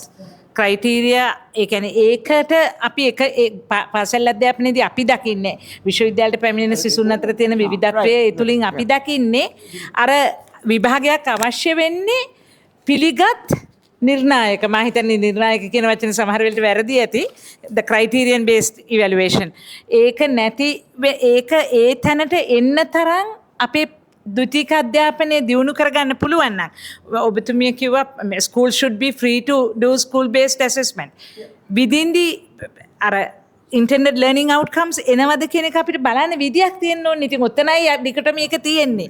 අපි මෙහෙම කරමුද මේක කතාව දිගට යන්න මේ निराකරණය කරන්න පුළුවන් ප්‍රශ්න නෙමෙයිනේ. මේ කියාපු ප්‍රශ්නෙත් නෑ කතා කරලා. මේ දැන් මං හිතන්නේ දැන් අපි පාසල තුල ඉගෙන ගන්න ඕන විෂයන් 8ක් O level වල A level 3ක් 4ක් ඉගෙනද දැන් 3ක් ඉගෙන ගන්න ඕනේ. මේ වෙයින් කාටද වැඩක් වෙලා තියෙන්නේ කාටද මතක? හරි. අපි ඒක මම ඇමරිකාවේ ඉන්න කාලේ මට තිබ්බේ he's basically saying the exams are completely no use. What is the point of doing 3 subjects or 8 subjects or whatever? මම ඇමරිකාවේ ඉන්න කාලේ මට තිබ්බ මම graduate admissions කරා. මේක එන්නේ නැද්ද? හරිනේ. No, this one is working. මම ග්‍රැජුවේට් ඇඩ්මිෂන්ස් කරා. මට එකපාරක් ආවා අරබින්දෝ විල් වල ඉගෙන ගත්ත ළමෙක්. දෙයි හාමුදුරනේ මේ අක හොඳද නැද්ද කියලා හොයාගන්න මට මෙලෝ ක්‍රමයක් නැහැ. මොකද ඒගොල්ලෝ විභාග වලට විරුද්ධයි. මට ආවා UC සන්තා බාබරා වල ළමයි. ඒගොල්ලන්ගේ ලකුණු දෙන්නේ නැහැ. ඒගොල්ලන්ගේ දෙන්නේ රචනා ලියනවා. ටීචර්ස්ලා. ඉතින් මම දැන් මේ මට ෆයිල් 250ක් තියෙනවා. මේකෙන් මම 10 දෙනෙක් 15 දෙනෙක් තෝරගන්න ඕන. මම කොහොමද තෝරන්නේ? ඕව කරන්නේ ළමයි වෙනුවෙන් නෙමෙයි. ඕව කරන්නේ ඊළඟ මට්ටමේ ඉන්න සේවාදායකයා හරි විශ්වවිද්‍යාල මට්ටමේ හරි ඒ අයගේ කටයුතු. Credentials are not for students. Credentials are for companies, for universities, for organizations in a mass environment. අන්න ඒක අපි තේරුම් ගමු. හරි. ඔබතුමීට කතා කරන්න ඕනද? නෑ හැබැයි මේකනේ ප්‍රශ්නේ. හරි මයුර මම කියන්න. I'll try a thought experiment with you. විභාග විකාරයක් කියලා විශ්වවිද්‍යාලයක කියනවා අවුරුදු 3ක් ඉගෙන ගන්න. අපි දෙන්නම් සාතික. අනිත් එක ගන්න. අනිත් සිනේරියෝ එක. බල ඉගෙන ගත්තා නැසත් කවන්නේ මම සාතිකේ දෙන්න. හරි? නැත්තම් සහතික දෙන්න අධ්‍යාපනයක් විතරක් දෙන්න. කවුද දිනන්නේ? කියන්න බලන්න. අරකේ කැරලක් ඇති වෙනවා. සහතිකය දුන්න නැත්නම් කැරලි ගහනවා මිනිස්සු. හරි? සහතිකයට තමයි ඉන්නේ. මම කියන්නේ අධ්‍යාපනය කියලා කියන්නේ සහතිකේ. By product is education. All you theoreticians. ඔය අහන් හිටියේ නෑ ඒකින්ද තමයි අපි මේකේ තුලනයක් යෝජනා කරේ. ජාතික විභාග තියෙනවා. නමුත් ළමයිව පාසල ගිහිම කරනවා ළමීට අවශ්‍ය සර්වාංගීය අධ්‍යාපනය හෝලිස්ටික් අධ්‍යාපනය දෙනවාද කියලා ඊළඟට පාසල් වල ගුරුවරුන්ට ඒ විෂයන් ජාතික ඒගොල්ලන්ට පාසලේ අගීම් කරන්න සම්පූර්ණ නිදහස දෙනවා. ඒගොල්ලන්ට ලකුණු වාර්තා කරන්න අවශ්‍ය නැහැ. ඒකල zonal office එකත් එක්ක හරි කායික හරි බලා ගන්නවා. ඉතින් ඒක අපි තුලනයක් තමයි යෝජනා කරේ. හරි? එක්සෑම් පිස්සුවක් කියලා බෑ. ඒක අපි කියන්නේ ඒකේ සමබරතාවයක් තමයි මෙතන යෝජනා කරන්නේ. හරි. දැන් සාකච්ඡාව නියමයට යනවා. ඒ කියන්නේ මතක තියාගන්න මෙතුමිය කීප වතාවක් කිව්වා අලුත් අදහස් ආවිලා මම දැන් මගේ තැන වෙනස් කරලා කියලා. අපේ අරමුණ ඒකයි. සාක්ෂි පදනම්ව සාකච්ඡා කරමු. තමන්ගේ ස්ථාවරය වෙනස් කරගන්න. මෙතනම තියෙන විවිධ මත ඒක තමයි අපි මේකෙන් බලාපොරොත්තු වෙන්නේ. We want a diversity of opinion and we want people to change their minds. I think one of my heroes in this business is John Maynard Keynes, and what he said is, when the facts change, I change my position. Don't you? Can I say something? So, in that spirit, let us talk, recognizing that all the debates cannot be resolved here in this room in the next 25 minutes, which is what we have. Just Australia does have exams. It has a very rigorous exam system. And we have screening. We have screening assessments of basic skill tests, which are quite controversial, but nevertheless the government insists we have to know where our students are at key stages in basic literacy and numeracy. And for the reasons I gave, if there is a problem, then if it's one child or a whole cohort, the adjustments need to be made, and you don't make the adjustments if you don't test. But my personal view here is that the issue is not the exams, it's teaching to exams. That's what I think the issue is. And you could say, well, if the exams weren't there, we would get a better education for the students. But there's no necessity to teach to the exams. And I think that's the issue. And the tuition centres, what happens with A levels is just. What translate करना? Man translate करना. Add to something to what. Man translate करना? You translate, but I add to something to Donna said. That's why very important that how we assess the schools. Because that's why I'm saying assess schools for the environment. Schools for the environment. Schools are not going to be assessed right now. Schools are judged by how many people pass the grade 5 scholarship exam, how many people pass the O-level. In this one, it'll be only one part of it. Or maybe we can totally ignore that because it's the tuition masters who really, do the job. We assess the schools for the environment. And it could be self-assessment. It could be, you might have a sort of very very light competition, but we have to change the way we assess the schools so that they don't teach to the exam. සිංහලෙන් ගිය සංවාදයක් නිසා මම පරිවර්තනය කරන්න මේ මගේ පළවෙනි රස්සා වුණේ පාර්ලිමේන්තුවේ පරිවර්තකයෙක්. ඉතින් ඒ ජොබ් එකට දැන් යනවා. හරි. මූලික වශයෙන් කියන්නේ ඕස්ට්‍රේලියාවේ විභාග තියෙනවා. ඒවා ඉතාමත්ම දෘඪ විභාග. strict. ඒවා නම්මිශිලි නොවන විභාග. ඒක තුලින් යම් දේවල් හඳුනා ගන්නවා. To assess, am I right? The exams are used to assess whether weaknesses and so on and fix well, them. there's different types of exams. Right. I think that might have been what you were talking, different types of assessments. Diagnostic. But the exams are at key stages, and it's really a certification. Right. It's saying this student has reached this level and that we are certifying them as a public education system to an employer or whoever that they've got this level of competence. The guy like me who was trying to And admit then, as I think you students were to a saying, program. I think, as you were saying, then later on, it's to rank them and put them into university. Right. But they don't. ඊළඟට එතුමිය කියන්නේ විභාග නෙමෙයි ප්‍රශ්නේ. විභාග සඳහා ඉගෙනවීම. Teaching to the exam. හැබැයි දැන් වෙලා තියෙන්නේ teaching to the exam නොකලත් ළමයි කියනවා බබ්බු ගහගෙන කියලා උන් පාඩම් කරන්නේ විභාගෙට. නෑ උන් පාඩම් කරන්නේ විභාගෙට. මම දන්නවනේ මම කරපු එක. මම කරේ ওই විභාගයක් තියෙනවා ඉවරයක් කරමු. Hari. Yeah. Where's the mic? Here. Point. So a slightly different point which we are done. Now with we can take on something. Okay. So I say this because we were talking about AI in this. Let me read out something to you, and then you can tell me who said this.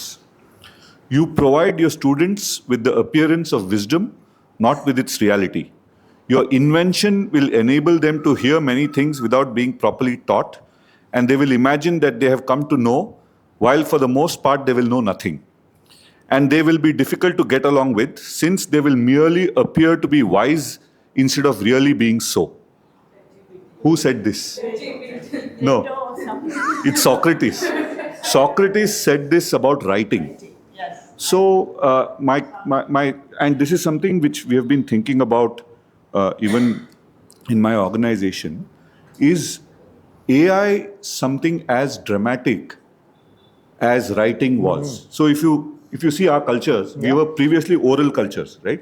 So whether it's the Vedas or whether Buddhist canon, was people used to recite it, memorize it, and then make sure that it is transmitted to the next generation without any errors. So there was a whole lot of sophistication in the way. I mean, if you read the Nikayas, there's a whole lot of repetition. If it is done this way, that way.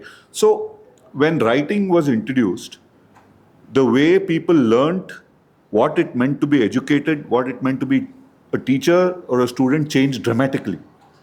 So with AI, are we at such a stage that is this technology something like writing was to oral culture? So dramatically different that we have to completely rethink within the 2-year period. It's not some long list. Is this something within 2 to 3 years? Should we rethink completely how we teach and learn? I think we should have this thought at the back of my mind. I'm still conservative, but I think we have to be open to this idea. I love this question. I didn't know your quotation, but I have been telling people over and over again when they talk about AI and how it's going to destroy education, I've been saying that Socrates said that writing will destroy learning. And it didn't. It changed. Then when the printing press came, we had the same reaction. This is the end of the world as we know it, of course. And people are now saying this is the end of the world as we know it, because that's the world they grew up in. So I'm with Socrates not with Socrates on this. I think from oral, where's the mic? Oral tradition to writing to printing press to AI generated content, what Donna had on a slide, we still need to evaluate, interrogate all those ideas. It doesn't change. Right. No, I think the issue is whether we will. The question is whether we're going to do that or just. I saw your hand go up first. No, it's okay. Donna, you were basically saying with AI, we should ask the question, yes, AI can do it, but should it? It's teacher primacy, right? Do you not see a role for AI in teaching? I absolutely do, and I'm using it. I absolutely do. I'm just saying, just think about why you're using it. And so let me just think aloud here. So Sri Lankan classrooms, right, primary education classrooms, 40 students in a classroom. And now we bring in a curriculum and it's going to be student-centred. It won't. How can you do that? One teacher and 40 students in a hall with no partitions, nothing, and the noise is phenomenal. So you might do it in Royal College, but you certainly won't do it in many rural schools in Sri Lanka. But if you... The argument for AI, yes, you're teaching to the middle, yes, and then the ones who are way there and way no, here. the argument, that's an argument for EdTech, whether it's AI or anything else, right? So that's an argument for EdTech because it allows you to do more with more, okay? But if you were in Australia and you had 25 students, right? Now they will have the technology and maybe the teachers will use AI and maybe it will allow them to do even more as well. But it's not essential for them to get to the goal. So I don't think I'm saying yes or no. I'm just saying it's going to be there are places where it will really allow you to do so much more than you could otherwise. And it's a bit like online learning. I mean, everything's a compromise. Every time you bring technology in, it's a trade-off, it's a compromise. It depends what your goal is and what the context is in the environment you're working in. So I wouldn't say yes or no or yeah. But it's just my own experience, training English teachers in primary grades and putting smart boards in classrooms, and when you've got a 5-minute segment to teach some key bit of knowledge and they queue up a bloody YouTube video, right, to do what they could do in 1 minute, right? So it's just, it's a mess. I think what Donna was telling was to use AI as a tool to, tool to teach lesson planning and all, so that it will be very useful for the teachers. But my idea is when you are using AI, you should have the AI literacy. You need to use it with very, very critical awareness because it kills. Now, for example, when I write, when I ask AI to, refine my writing, it kills all my style, the way everything. So, what is our, own language is killed, the idiolects are killed. Yeah, can I just respond to that? There's a case recently in Australia. People who didn't speak, you will be given advantage after this. Yeah. You will be given priority. So an academic in Australia at one of the universities was asked to write an article for a newspaper. So she, on the way to work, she types up a few notes, bullet points, throws it into AI. AI spits out the article. She submits it to the newspaper. And they picked up after they published it that it was written by AI. And she was caned by the newspaper, by the public, even her own university. But her defence was, and maybe this is... Despite no hallucinations. Sorry? No, there's nothing wrong with the article. There was nothing wrong with the article. Her defence was, I used my knowledge, I already have the knowledge, right? They were my ideas, my concepts. Why should I waste time constructing sentences? I think that's to Nishan's point. Now, that defence didn't wash, but I reckon in a couple of years it will. Rohan. Those who have not asked questions. Sorry. A question on language is needed. What you just said, can you say that in Sinhala? What you just said when you were there. I can't remember what I said. What did I say? Hallucinations. Hallucinations. Parivartana tamai prasna. Mayakari Malavikar. Manasgat. I had used it. I've used it. I'm writing a book on this. Right? Manasgat. It can make a mavano. Hari. No, this is the problem. Make a hallucination notibi. Tamai me prasne adviladi. Eka varadi. Yes. Let's let this one. Okay. I'm going to say 3 things in Sinhala. So I'm not very comfortable talking in English in these kind of forums. පළවෙනි එක මේ exam ගැන කතාව සෑහෙන්න ඔක දෙපැත්තම තියෙනවා ඇත්ත දැන්. ඒ ආගියුමන්ට් මේ පැත්තටත් තියෙනවා එක්සෑම් ඕන කියන එකටත් තියෙනවා. දැන් මම MBBS ඩිග්‍රී එකක් තියෙන ડોක්ටර් කෙනෙක්. මම මෙඩිකල් කවුන්සිල් එකට ගිහිල්ලා මට ඩිග්‍රී එකක් නැත්තම් ප්‍රූව් කරන්න බෑ that I have completed my exams and I had the required competence to get the job. Licensing. ඒ කියන්නේ education එකේ කෙලවර somebody has to tell you that you got this competency to do the right job. එහෙම ඒක කරන්න තියෙන එකම ක්‍රමය there should be some form of assessment. ඒක තමයි දැනට තියෙන මෝඩ් එක exam එක. exam නැති කරන්න පුළුවන් වේ සමහරවිට O level විතර වෙනකන්, but after that you definitely need exam. There is no other solution for that. ඒක තමයි first thing that I'm going to say. ඇත්තටම මෙතන question එක, so we are actually talking about languages නේ. දැන් ලංකාව කියන රට we have gone to a civil war because of languages. So we fought 30 years because of languages. Whenever I speak about educating children in English in Facebook or social media, I get a huge backlash. So I have done that for last 5 or maybe 5 years. There's a huge backlash. So definitely, in some point, we need to start educating kids in English. But we can't forget the mother tongues as well, because if we start English, let's say we are starting it from tomorrow, there will be a huge group of people who will be disadvantaged. And who's teaching, yeah? Yes. You don't have teachers who can teach. Yes. Let's say we start tomorrow, there will be a huge population who have the disadvantage because they don't have that required support at home or their preparedness. So it's a huge problem. So we can't get this transformation very quickly. The third thing, the rate of change in technology is very fast than we act. So it's changing very fast. I think the kids will find their own way of getting educated themselves while we are planning all this. Political party. Okay, so I have seen how my kids are getting educated. Yeah. And I have seen a lot of kids are not going to A-levels and coming to me to take medical leave because they need to complete the 80% attendance. So they are going to refuse their schools very soon, I guess. And they will find their own pathways. And we need to think ahead and implement things for this generation. While we are talking, this rate of change is happening. So we are quite late, I guess. Driving with looking at the rear view mirror. Yes, I saw your hand. විභාගය සම්බන්ධයෙන් මේකයි. විභාගය කියන්නේ ඉගෙනගත්ත දේ ඇගීමේ එක් ක්‍රමවේදයක් විතරයි ඔය විභාගයේ දැන් මේ ලංකාවේ තියෙන විභාග ක්‍රමය. එතකොට මේ විභාග ක්‍රමයේදී ගන්නේ ළමයෙක් ඔබේ පුතාලා දෙන්නෙක්ද එක්කෙනෙක්ද? දෙන්නෙක්නේ. ළමයි දෙන්නෙක් කියන්නේ දෙන්නෙක්. ළමයි 1000ක් ලක්ෂයක් ලක්ෂ ගාණක් එකම විදියට උගන්නලා එකම සිලබස් එක එකම විෂය නිර්දේශ උගන්නලා එකම විභාගෙ තියුවොත් ඒක සාධාරණයිද? ඒ ළමයා ඉගෙන ගන්න ඒ විෂයම ඒ ටිකම සබ්ජෙක්ට් ටිකම වෙනස් විදියකට ඉගෙන ගන්න පුළුවන්. ඒක ඉගෙන ගන්න නෑ ළමයට අවස්ථාව.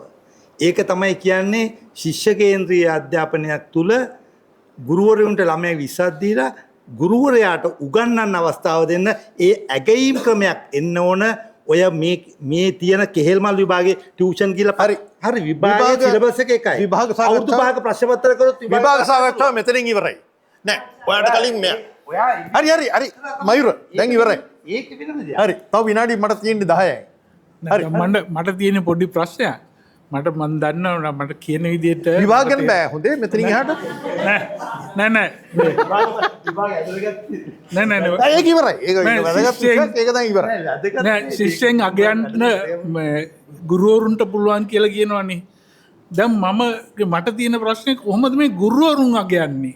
මේ අගීම තියෙනවා ඒ කරන්න ඔවුන්ට තියෙන හැකියාව එක මට්ටමක තියෙන්නේ එක එක විදිහට අගයන්නේ. ඒ අගීමට අපිට සමාජයක් වශයෙන් පොදු පිළිගැනීමක් දෙන්න පුළුවන්ද? කොහොමද ඒක හදාගන්නේ කියන එක මට පොඩි ප්‍රශ්නයක් විදිහට තියෙනවා. යා මේකයි ශ්වේත හිය කිව්වා එතන අපි මේ අම්පාරේ කරපු පරීක්ෂණයක් some experiment we did. I can say it again. මම දන්නේ අහන් හිටියද කියලා. We wanted the teachers to teach in a holistic way. While they were teaching the subject, children should... This is primary school. Primary schools.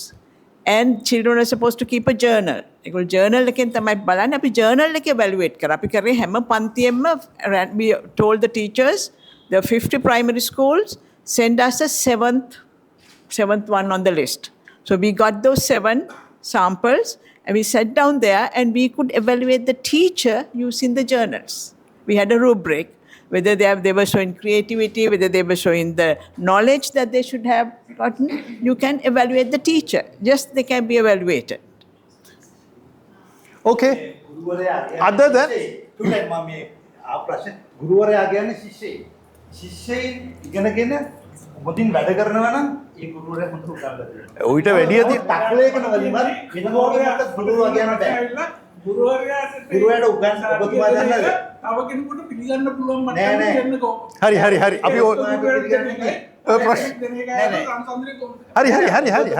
ගුරුවරයා උගන්වනවද නැද්ද කියලා ගුරුවරයාට උගන්වන්න බැරි කරලා තියෙන ගුරුවරයාට විෂය නිර්දේශයක් දීලා කල ගුරුවරයාට උගන්වන්න බෑ. ඇත්තටම පාසලේ විෂය නිර්දේශය පිටපැල්ලට උගන්වන්න. පොඩි දෙයක් ගන්න.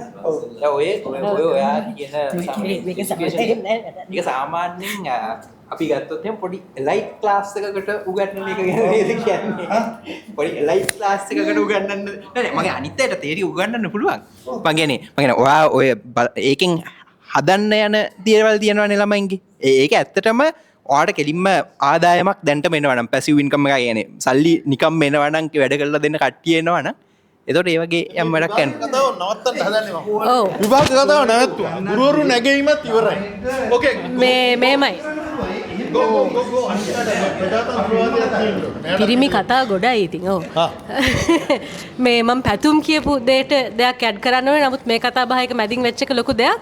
මොකද මේ ඒ මැද්දෙන් වෙච්ච කතා බහෙන්ම තේරෙනවා අපි කොච්චර අවුට්ඩේටඩ්ද කියලා.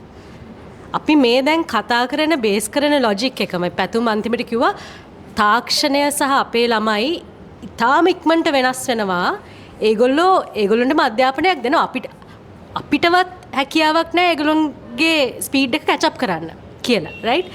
ඒ කියපු මොමන්ට් එකේ ඉඳලා දැන් වෙනකන් වෙච්ච සංවාදේ ගත්තොත් අපි හැමෝම ඇතුළත මම ඇඟිලි දික් කරන්නේ අපි ඒ ෆැක්ට්ස් බේස් කරන්නේ අවුරුදු 30ක් විතර පිටිපස්සට ගිහිල්ලා. ඒක අදාළ නෑ. අදටත් අදාළ නෑ. අපි පොලිසි එකක් හදනවා නම් අවුරුදු 10ක් ඉස්සරහට කොහොමත් අදාළ නෑ. So my point is police එකක් හදද්දි, කරිකියුලම් එකක් හදද්දි, educational mechanism එක පිටිපස්සේ තියෙන structure එකක් හදද්දි කවුද ඒක හදන්නේ? කොහොමද ඒගොල්ලෝ රිලේට් කරන්නේ අද උපදින ළමයාට, අද අවුරුදු 10 ඉන්න ළමයාට මේක relevant වෙයි කියලා? එතකොට education knowledge කියන එක ඒගොල්ලන්ට access තියෙනවා නම් devices හරහා එහෙම නැත්නම් පොත් හරහා එහෙම නැත්නම් මිනිස්සු හරහා අහන් ඉන්නවත් සාහිමන්න මිනිස්සු හරහා access තියෙනවා knowledge ගැන ඇත්තටම නැත්තේ experiential knowledge කියන එක. ඒක ගැන මෙතනදී කතා වුණා මාදි මම සුජාතගේ presentation එකේ දැක්කා ඒක. නමුත් කවුරුවත් කතා කරන්නේ experiential knowledge එක ගැන. ඕන තරම් අපිට screens අපේ ඉස්සරහා තියෙනවා ළමයින්ට ඇති හෝ නැති හෝ පවුලකට ඒත් access තියෙනවා screen එකකට knowledge එකකට. නමුත් experiences වලට ගහක් පැලවෙන්නේ කොහොමද? ඍතු වෙනස්කම් වෙනකොට අපේ ඇඟ වෙනස් වෙන්නේ කොහොමද? අදාළ නැහැ. අපි හිතන්නේ අපිට කියවීමෙන් ලැබෙන දේ විතරයි knowledge කියලා. ඒක වැරදි. That's not just education. There's so much more to knowledge. Right. Good. Thank you. Now, no responses, just listen. Then we have consolidated responses. මං කැමති අහන්න ඇයි අපිට බැරි primary education එක mandatory කළා? ඒ කියන්නේ literacy levels ආවට පස්සේ ඉතුරු ටික nationally driven නැතුව learning centers එක එක්කනට අරින්න කියලා තමන් කැමති විදිහකට ඉගෙන ගන්න කියලා assessment එකකට විතරක් final යන්නේ. ඒ කියන්නේ මම කියන්නේ there are so many resources available. That's already happening? Yes, that's already happening. ඒක තමයි. දැන් මගේ අදහස ඇයි මේ mandatory කරන්නේ? මම පිළිගන්නවා primary education up to some level there has to be directed learning. But after that there is ample resources available. So therefore why not? දෙවෙනි අධ්‍යයන ඒක. වෙන කවුරුත් ඉන්නවද? New unheard voices. Unheard voice. One unheard voices. Let's go. Susanta. මම අද අලුත් වචනයක් ඉගෙන ගත්තා. AI literacy. මම ඒ වචන කලින් අහලා තිබ්බේ නැහැ. මේ තරුණ අය දන්නවා ඇති ඒක මට අලුත් වචනයක්. මොකද අපේ ජෙනරේෂන් එකේදී අපි විශ්වවිද්‍යාලේ ඉගෙන ගන්න කාලේ අපි හරි ආඩම්බරෙන් තමයි කිව්වේ අපේ ලිටරසි හරි ඉහළින් තියෙනවා. අපි ලොකු ඇචීව්මන්ට් එකක් කරලා තිනවා කියලා. මගේ විශ්වවිද්‍යාලයේ අවසාන අවුරුද්ද 1983 නමුත් අවසාන අවුරුද්ද විභාගෙ තියෙන කාලේ තමයි ජූලි කලබලේ ගියේ. ඒ වෙලාවේ අපි තේරුම් ගත්තා අපි ලිටරසි කියලා ඇචීව් කරපු දෙයක් නැහැ. අපේම අනිකගේ භාෂාව අපි දන්නේ නැහැ කියලා. ඊළඟට ලින්ක් ලැන්ග්වේජ් එක දන්නේ නැහැ කියලා ඉංග්‍රීසි. අපිට ඒ දෙකම තිබ්බේ නැහැ. ලින්ක් ලැන්ග්වේජ් එක තිබ්බේ නැහැ. අනිකගේ භාෂාව තිබ්බේ නැහැ. අපි ඇත්තෙන්ම ලිටරසි කියලා තිබුණ මූලික නිර්වචනයෙන් තිබ්බ ලිටරසි වලට අපි අවධානය යොමු කරන්න තිබ්බේ 50 සහ 60 දශකයේදී විතරයි. 60 දශකයේ ඉවර වෙනකොට අපි ඒක ඇචීව් කරලා ඉවරයි. ජය අරගෙන ඉවරයි. 70 ඉඳන් අපිට තිබ්බේ දෙවෙනියගේ භාෂාව ඉගෙන ගන්නයි ලින්ක් ලැන්ග්වේජ් ඉගෙන ගන්නයි. නමුත් අපි ඒකට අවශ්‍ය අවධානය දුන්නා මදි. නමුත් අද වෙනකොට ලිටරසි කියන එකට අලුත් මේ කන්සෙප්ට්ස් ඇවිල්ලා සංකල්ප ඇවිල්ලා කම්පියුටර් ලිටරසි. එතකොට ඒ සඳහා අවශ්‍යයි. එතකොට කම්පියුටර් අපේ ඉගෙන ගන්නවා උගන්වනවා පාසල් වල IT සිංහල මාධ්‍යයෙන් උගන්වනවා ඉංග්‍රීසි මාධ්‍යයෙන් උගන්වනවා. නමුත් හුඟක් පරිභාෂික වචන තියෙන්නේ ඉංග්‍රීසියෙන් නිසා සිංහලෙන් ඉගැන්වීම හෝ මන් දන්නේ නැහැ දෙමළෙන් මං හිතන්නේ ඉගැන්වීම අසාර්ථකයි. මොකද ඉංග්‍රීසියෙන් ඉගැන්වීම ලේසි. තව දෙයක් තියෙනවා කිසියම් භාෂාවක් ඉගෙන ගන්න එක උපක්‍රමයක් තමයි ඒ භාෂාවෙන් විෂයක් වෙනත් විෂයක් ඉගෙන ගන්න එක. ඒක නිසා ඉංග්‍රීසි දන්නේ නැතුව හෝ කම්පියුටර් සයන්ස් සිංහලෙන් නෙමෙයි ඉංග්‍රීසියෙන් ඉගෙන ගන්නවා නම් ළමයා කම්පියුටර් ඉගෙන ගනීවි ළමයා ඉංග්‍රීසිත් ඉගෙන ගනීවි. එතකොට ඒක එකට කම්පැටිබල් එකට යන්න පුළුවන් ගමනක් මේ දෙක. එතකොට දැන් වෙනකොට අද කම්පියුටර් ලිටරසි වලට අපි ෆයිට් කරන අතරේ අලුත් ලිටරසි එකක් හැවිලා AI ලිටරසි එක. තව එක දෙයක් කියන්නම් මීට අදාළ නැති දෙයක්. මම රස්සාව කරන කාලේ තියපු දේශනයකදී සෙන්ට්‍රල් බැංක් මගේ බොස් කෙනෙක් කියපු කතාවක් මීටිමකදී ලංකාව නිදහස ඉඳන් වැඩිපුරම ආයෝජනය කරපු ෆීල්ඩ් දෙකක් තියෙනවා. එකක් එඩියුකේෂන් අනික ඇග්‍රිකල්චර්. නමුත් දෙකේම රේට් ඔෆ් රිටර්න් ගත්තාම අපි ෆේලියර් එකක්. ඔව් එඩියුකේෂන් වල එෆිෂන්සි එක ලංකාවේ හරිම අඩුයි. Right.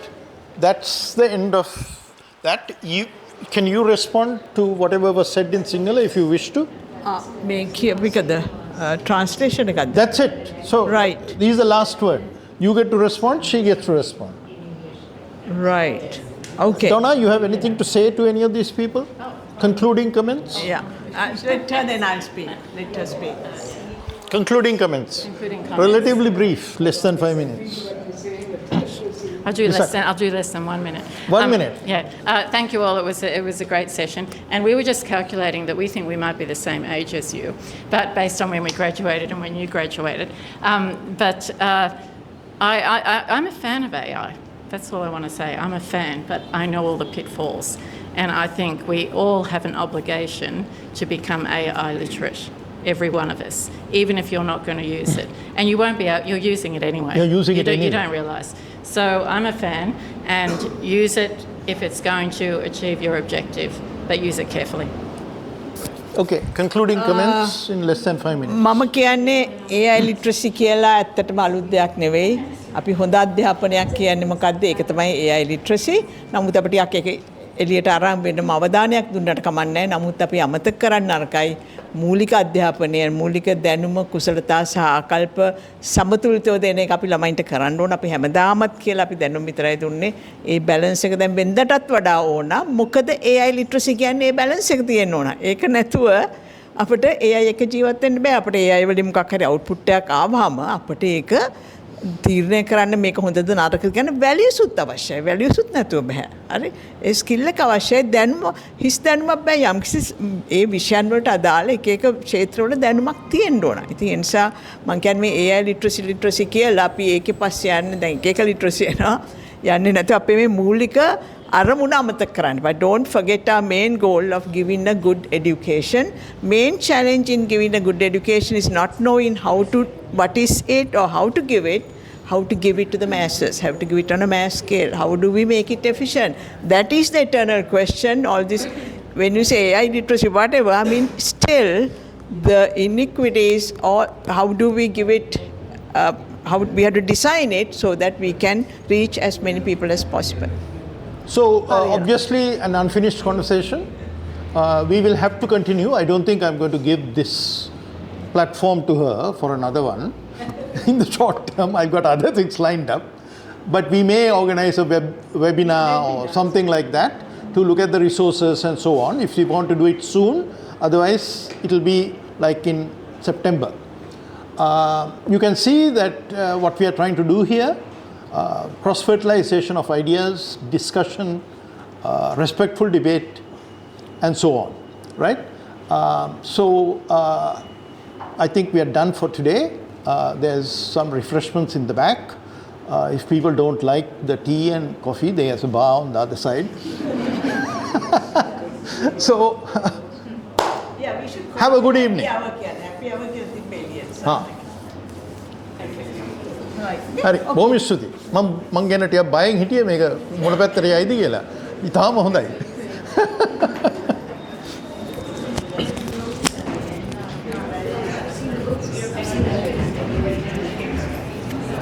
මේක ඔබතුමා ගෙන්නේ?